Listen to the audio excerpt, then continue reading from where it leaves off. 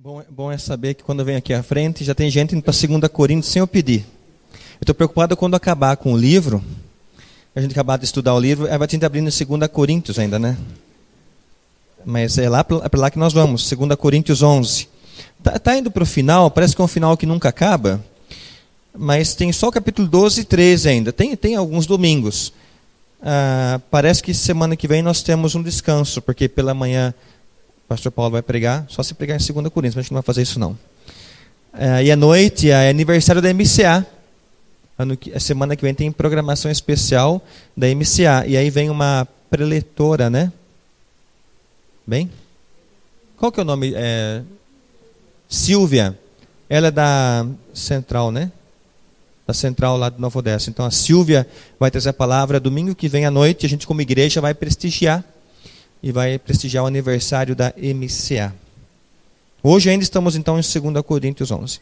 Antes da leitura desse trecho de hoje, que vai até o versículo... vai todo o capítulo, viu gente? Na verdade vai do 16 até o 33. 16 ao 33. Antes da leitura, às vezes eu gosto de trazer um comentário para jogar um pouco de luz no texto. Antes da leitura mesmo, preparar o nosso caminho para a leitura que faremos daqui a pouco. Os irmãos já notaram que em nossos dias, não só em nossos dias, isso já vem talvez de épocas, nós notamos que muitas vezes há a necessidade de apresentar credenciais de alguém para que alguém seja respeitado ou seja conhecido.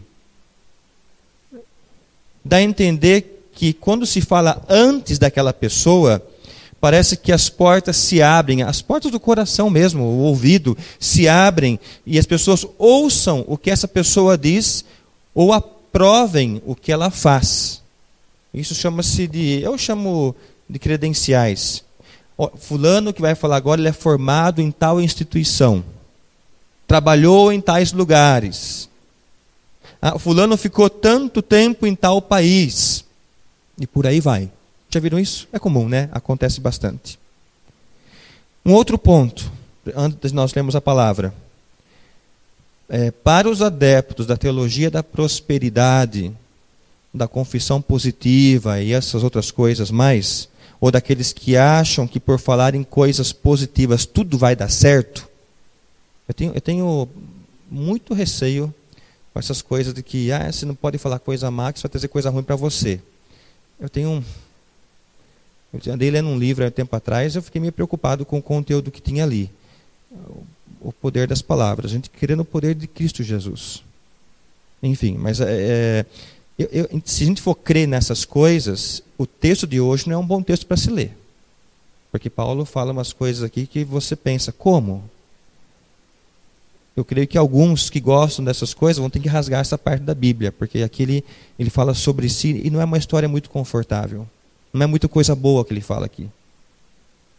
Ainda, muitos precisam entender que nós não fomos criados para que tudo vá bem por aqui. Igreja, isso é um ponto a ser trabalhado. Nós não fomos criados para que tudo de bom aconteça conosco. Eu já disse e volto a dizer, depois da entrada do pecado do mundo, nada ficou mais como era lá no jardim. Nós somos desprogramados pelo pecado. Eu falei na semana passada que a alma está num corpo que não é o apropriado, por isso nós gememos. A alma, ela precisa do edifício que Paulo fala, lá em 2 Coríntios 5. Há um edifício da parte de Deus preparado. É esse corpo restaurado no qual encontraremos paz. Então, às vezes forçamos algumas situações, não, que você tem que evocar a felicidade, chamar a paz, um viver totalmente positivo. Não há promessa, não é promessa bíblica para isso. Aliás, não é o texto de hoje, mas semana que vem, nós vamos ler sobre o que Paulo fala, na semana que vem não, na outra, quarto domingo, assim Deus permitir, fala sobre o espinho na carne, que aliás é o próximo capítulo. Então não há promessa bíblica de que tudo vá bem, mas o que há? Para uma questão de fidelidade ao Senhor, mesmo que nada dê certo como gostaríamos, o viver para Cristo está acima dos meus egos, está acima das minhas necessidades. Esse é o ponto. Posso todas as coisas naquele que me fortalece. Posso tanto ter fartura como passar necessidade. Então a gente tem que tomar cuidado com algumas coisas que entram nas nossas casas, de diversos modos, achando que você tem que sair por aí e achando que tudo vai dar certo. Não há promessa bíblica para isso, mas há um clamor da palavra do Senhor para que a gente não abra mão de Cristo, andando as coisas bem ou não tão bem assim. Vamos para 2 Coríntios 11, 16 a 33. Eu sei que a minha versão é século 21, traz diferença em algumas leituras, mas o sentido é o mesmo. Digo mais uma vez que ninguém me considere louco, mas se assim pensais, aceitai-me como louco, para que eu também tenha algo do que me orgulhar. O que digo, não digo com a autoridade do Senhor, mas como se fosse por loucura, orgulhando-me sem hesitar. Visto que há muitos que se orgulham segundo os padrões humanos, ou segundo a carne, eu também me orgulharei. De boa vontade suportais os loucos, visto que sois sábios. Pois se alguém vos escraviza, se alguém vos devora, se alguém tira vantagem de vós, se alguém se exalta sobre vós, se alguém vos esbofeteia, vós o suportais. Para minha vergonha digo que fomos fracos, mas aquilo em que alguém se atreve a orgulhar-se, falo como louco, também eu me atrevo. São hebreus? Eu também sou. São israelitas? Eu também sou. São descendentes de Abraão? Eu também sou. São servos de Cristo? Sou ainda mais. Falo como se estivesse louco. Muito mais em trabalhos, muito mais em prisões, em chicotadas, sem medida, em perigo de morte muitas vezes. 5 vezes recebi dos judeus 39 chicotadas. Alguns dizem aparece 40 menos uma, né? 25. 3 vezes fui espancado com varas. 1 vez fui apedrejado. 3 vezes sofri naufrágio. Passei 1 dia e 1 noite em mar aberto.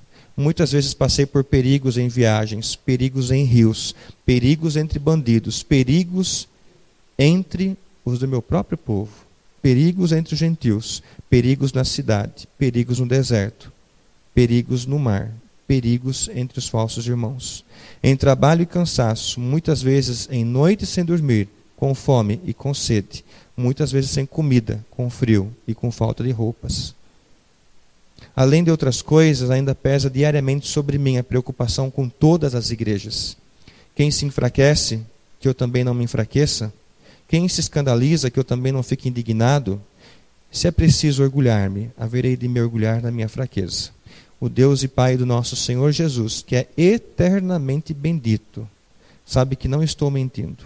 Em Damasco, o governador da cidade, sob a autoridade do rei Aretas, vigiava a cidade dos Damascenos a fim de prender-me, mas desceram-me muralha abaixo, num cesto, através de uma janela. Assim escapei das mãos dele. Ele faz uma relação dos perigos que ele passou. E ainda, no verso 31, ele diz o seguinte: o Deus e Pai do nosso Senhor Jesus Cristo é eternamente bendito. Talvez alguns olhem para esse currículo negativo, nossa, que fracassado, esse sofre, olha, é um coitado. Paulo não olha dessa forma. Eu fico pensando, Paulo escrevendo essas cartas, e eu creio que ele não fez uma vez só, ele fez uma parte, no outro dia fez outra, e talvez ele pare um pouquinho, vá até a janela do quarto, talvez ele bata a mão, estou ilustrando aqui, tá? Bata a mão lá no umbral da janela, e se ele conhecesse esse canto que vocês cantaram no prelúdio, meu Senhor, como que é? Meu Jesus, Salvador, outro igual não há. Com aquela convicção, outro igual não há. Talvez falte um pouco disso para a gente, achando que através do Evangelho tudo tem que dar tão certo. Olha que currículo ele tem aqui. Nada foi tão bom quanto talvez alguns esperam hoje que seja. E ele chama de Deus bendito. Deus e Pai do Senhor Jesus. Por que lemos tudo o que nós lemos aqui, igreja? Novamente, Paulo está se referindo aos falsos mestres. Isso é importante. Lembra que foi semana passada, nós lemos 2 Coríntios 11, de 1 a 15. Ele está trazendo umas credenciais, porque a igreja de Corinto estava ouvindo algumas coisas que não eram boas. Ele continua nessa linha. Então, quando você lê esse trecho de 16 a 33, Parece que tem algumas partes que não dá para entender, mas nós vamos entender já já. Ele está reforçando as suas credenciais. Quem eu sou em Cristo Jesus? Se você olhar para os versos 16, só bata o olho. 16, 17, 18, 19, 21 e 30. Nesses versículos nós vemos muito duas palavras. Quais são as palavras que mais aparecem aí? Eu vi assim,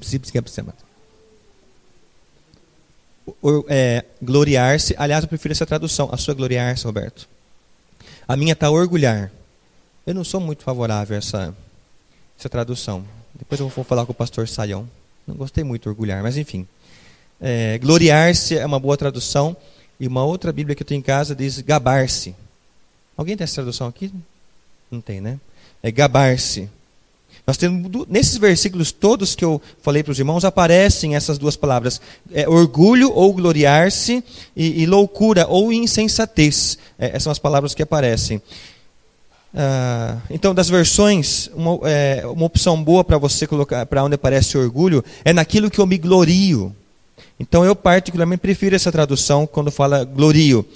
A palavra orgulho, igreja, sempre ela nos convida para uma alegria ou para um contentamento do ego, muito pessoal, muito individual, meu mesmo. É algo que me alimenta e me satisfaz. Geralmente, no orgulho, não há um compartilhar das emoções. É uma coisa pessoal que engrandece o ego. Eu gostaria só de deixar bem clara essa diferença. Esse é o orgulho de que nós tanto falamos. O meu ego aumenta. Eu me engrandeço e eu não há compartilhar nisso. Agora, há uma diferença grande na palavra glória, ou no que eu me glorio. Qual a diferença? Eu me sinto feliz e realizado, não porque algo bom está acontecendo comigo, mas porque eu reconheço que estou no centro da vontade de Deus. Quando eu falo assim, eu me glorio, a minha alegria está em ver os outros felizes através da forma como Deus está me usando. O Deus usa a sua vida. Você pode se colocar. Não importa se tenho sofrido ou recebido algum tipo de punição ou de dor, de cansaço no meu corpo. Mas eu me glorio porque pessoas estão conhecendo Cristo através da sua vida. Deus tem me usado. Então, resumindo, orgulho é uma vaidade do que eu tenho. Eu consegui, eu mereço. Me gloriar é alegria sim do que eu sou, mas pelo que o outro tem. Ou da forma como Cristo tem usado a minha vida para a edificação de outros. Então, se você leu esse texto e você fala assim, nossa, aqui está assim parecendo um orgulhinho de Paulo aparecendo, não é da forma como nós temos o conceito de orgulho. É porque nós já vimos semana retrasada, pela graça de Deus eu sou o que sou. É dessa forma que ele fala, eu me glorio, eu me alegro. A forma como Deus me escolheu, usou minha vida, é o poder dele em minha vida que atinge os outros. Não há evidência dele, mas a forma como Deus está usando. Então é bem importante a gente decifrar nessa noite o conceito de orgulho e de glória, naquilo que eu me glorio. A outra palavra que aparece, que eu disse já, é louco, loucura, insensatez. Aliás, por que ela aparece com frequência? Se os irmãos viram aqui no verso 16, mas se assim pensais, aceitai-me como louco. Como louco. Sabe por quê? Porque Paulo se sentiu tolo por ter que defender dessa maneira dos falsos mestres. Qual? Falando de si mesmo. Para Paulo era inconcebível ter que ter um tempo todo desse para falar de si. Poderia parecer um ato vaidoso e falar, então eu estou nessa loucura, precisando escrever sobre mim para falar das minhas credenciais. E nós já sabemos que algo que Paulo não gostava de fazer é falar de ele mesmo. Pode parecer vaidade. Ele chama isso de loucura. Chama de loucura. Dê uma olhadinha no verso 19. De boa vontade suportais os loucos, visto que sois sábios. Esse louco já não é em relação a ele. Suportam de boa vontade os insensatos ou louco. O mesmo chamado de atenção que nós vimos no verso 4. Dê uma olhadinha no verso 4, nós lemos semana passada. Porque se chega alguém e vos prega outro Jesus, é desse mesmo capítulo, tá? que não pregamos, ou se recebeis outro espírito que não aquele que recebestes, ou outro evangelho que não acolhestes, de boa vontade suportais. E Paulo está bravo aqui. Então quer dizer que qualquer um que chegar na frente da igreja e falar umas asneiras, vocês vão receber bem. É assim que funciona. Ele tá indignado com isso. O que está acontecendo, gente? Qualquer um que chega fala alguma coisa, vocês suportam de boa vontade? Aliado a isso que está no verso 4 e ao verso 19, dê uma olhadinha no verso 20. Pois se alguém vos escraviza, se alguém vos devora, se alguém tira vantagem de vós, se alguém se exalta sobre vós, se alguém vos esbofeteia. Está assim na sua Bíblia? Tá, né?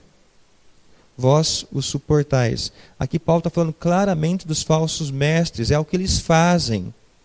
Sabe que sentido que tem? Alguém abre em Gálatas 5:1, por favor. Vos escraviza. Gálatas 5:1, qualquer pessoa vai ler daqui a pouco. Se alguém vos escraviza, se alguém vos põe em servidão. Sabe o que é isso? Pessoas que são manipuladas por imposição de regras.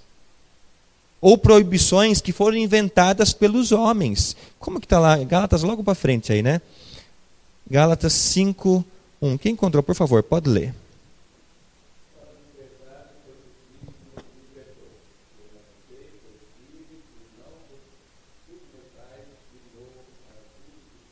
Olha o que diz aqui, quando Paulo escreve também à igreja na Galácia: não vos submeteis ou não vos sujeiteis novamente a um jugo de escravidão, buscando regras para se atingir uma espiritualidade ou aquilo que é aprovado por Deus.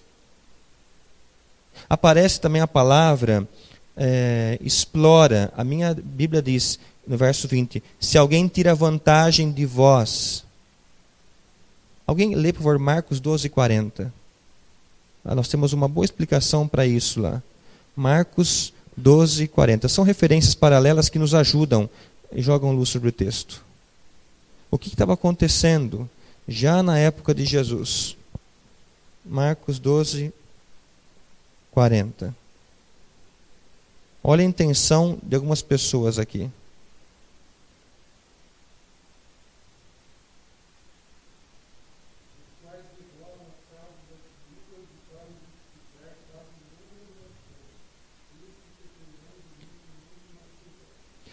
Eles entram na casa das viúvas, sabe que há uma carência ali, fazem longas orações, mas com a intenção, com outras intenções, segundo de alguma forma usurpar.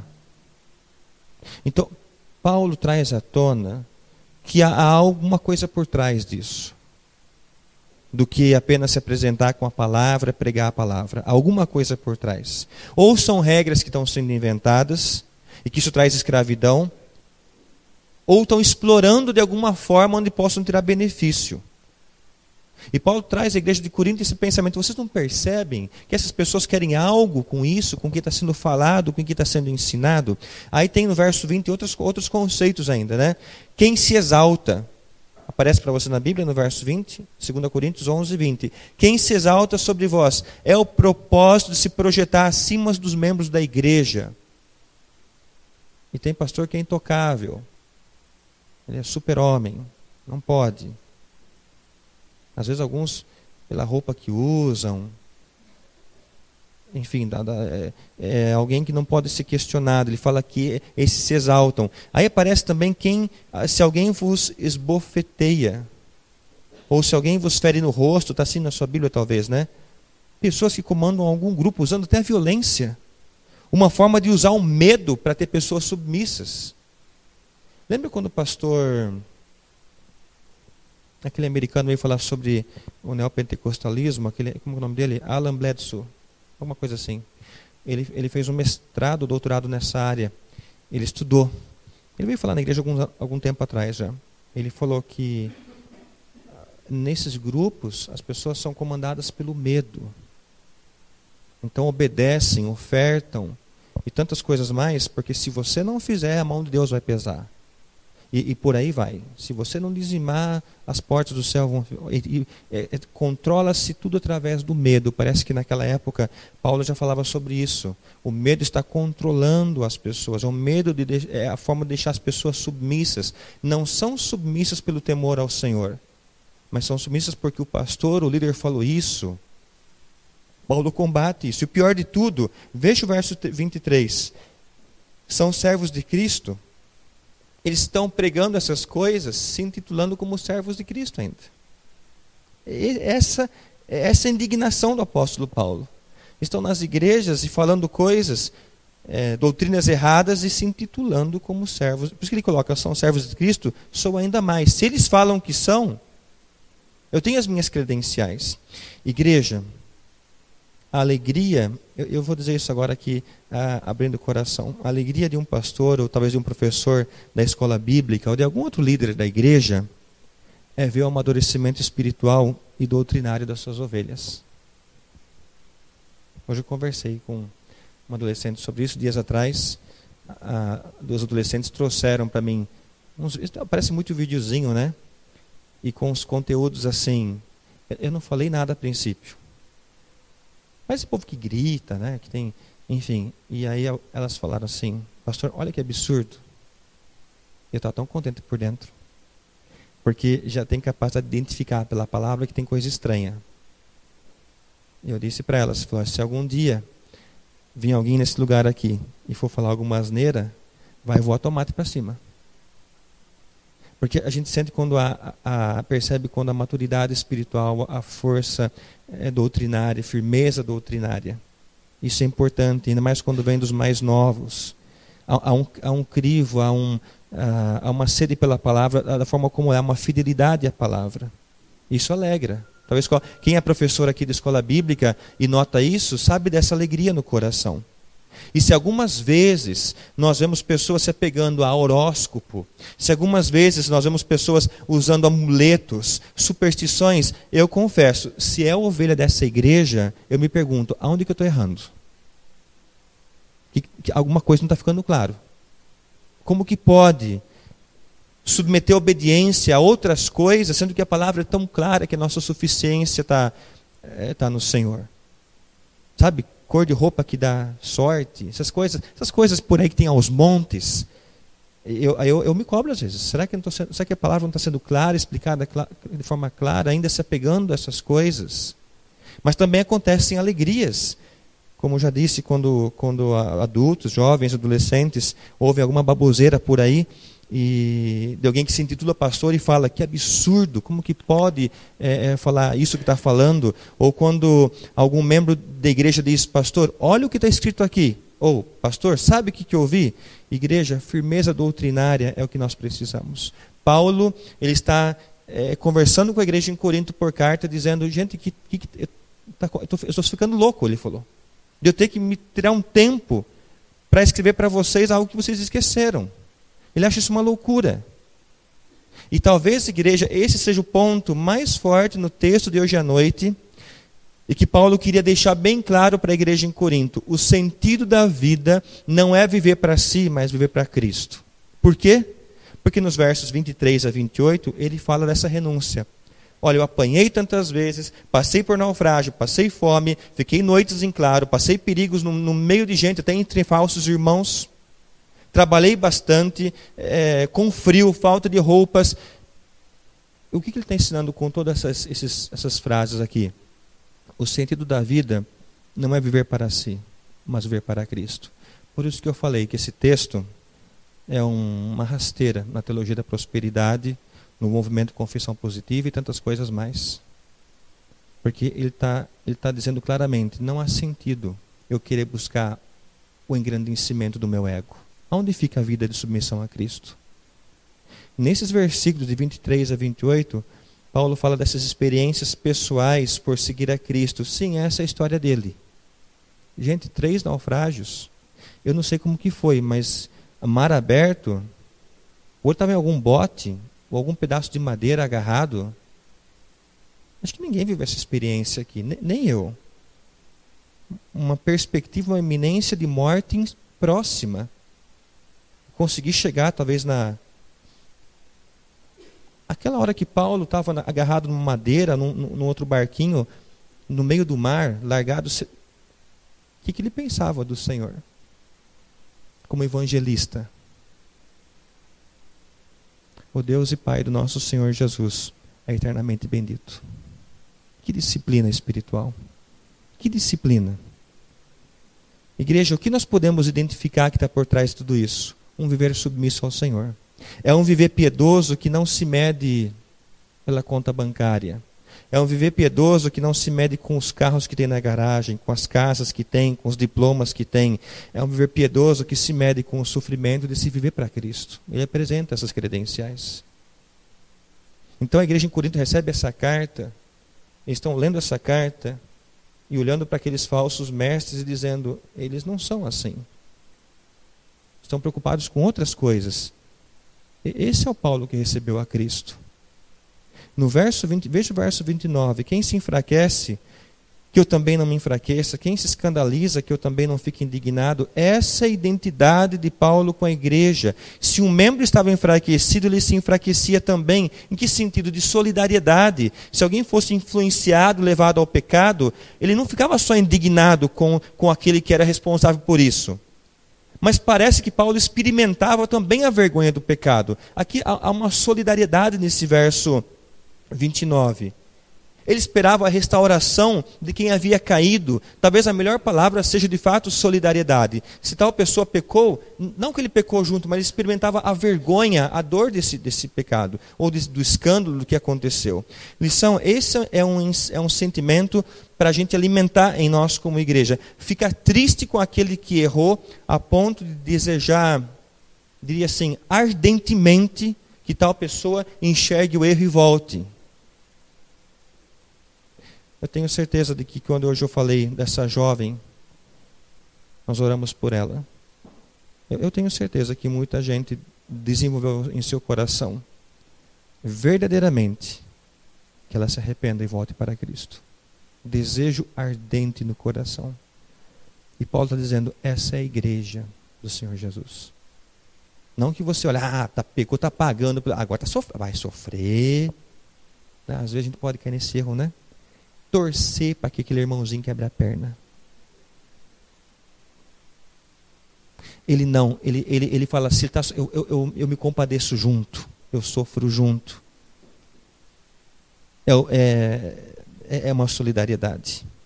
É um desejo ardente que a pessoa enxergue o erro e volte. Biblicamente nós chamamos de, nem biblicamente, né? Talvez, enfim, exclusão, desligamento. É algo triste para a igreja. A igreja nunca se alegra com desligamento. Não há festa, não se alegra. Não se alegra. Verso 30, caminhando para o final.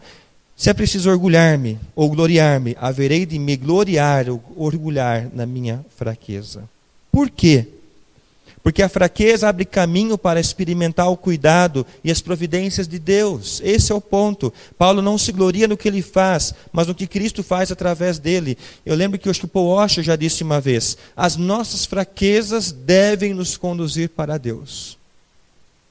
Não para o seu quarto choramingar e você fica lá murmurando. As nossas fraquezas devem nos conduzir para Deus. Igreja, uma pergunta para todos nós nessa noite. Como alimentar uma vida assim, totalmente dependente do Senhor, com sofrimento, com lutas e ainda ser feliz? Como que passar por tudo isso que ele passou e ainda falar, o Deus e Pai do nosso Senhor Jesus é eternamente bendito? Como fazer isso? Como fugir da glória terrena, dos holofotes, do ser aprovado pelos outros? Como fazer diferença quando aparecem outros oferecendo um evangelho fácil, mas que não é bíblico? O Dave Harvey diz um livro dele, aquele livro que é para casais, excelente, quando pecadores dizem sim, ele coloca uma frase que ajuda a entender como viver. E diz o seguinte, eu marquei aqui. Quando nós negamos o pecado, nós menosprezamos a graça de Deus. Quando nós nos orgulhamos e achamos que está tudo bem conosco, afinal a gente só acha que não está nada bem com outro irmão, comigo está tudo bem. Nós corremos o perigo de não viver e não experimentar a paz de Deus em nossas vidas. As nossas deficiências é onde Deus mais quer trabalhar, as nossas fraquezas. E aí vem a graça dele. Se é preciso me gloriar, eu vou me gloriar da minha fraqueza. Porque foi de lá que Deus me levantou.